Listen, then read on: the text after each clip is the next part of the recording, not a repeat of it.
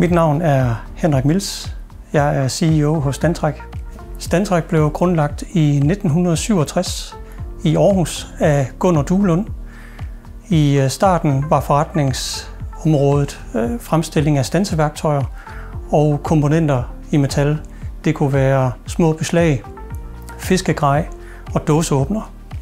Og siden da har Stantec udviklet sig en lang række brede processer. Stantec består af 2 forretningsområder. På den ene side har vi egenproduktion, som er med udgangspunkt i tyndpladebearbejdning. Her tilbyder vi med afsæt i plader og bånd, laserskæring, CNC-stansning, automatstansning, kantbukning, montering og meget mere. Det andet forretningsområde er sourcing fra Asien, som er komplementære dele i metal og plast.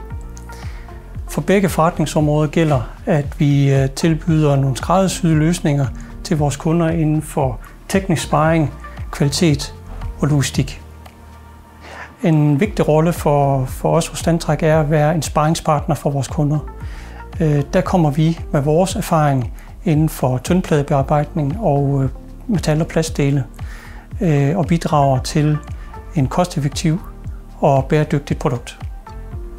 Vi er meget optimistiske omkring fremtiden, og som jeg ser det, så har vi 3 væsentlige udviklingsområder. Det ene det er at fortsætte med at udvikle os som en sparringspartner inden for det her Solutions and Beyond, som vi kalder det, hvor Solutions er processerne, og and Beyond er kvalitet og logistik og teknik.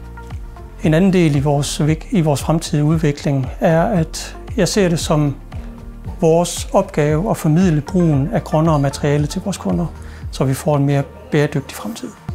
Det tredje, det er, at Stantec skal fortsætte sin udvikling inden for digitalisering og automatisering.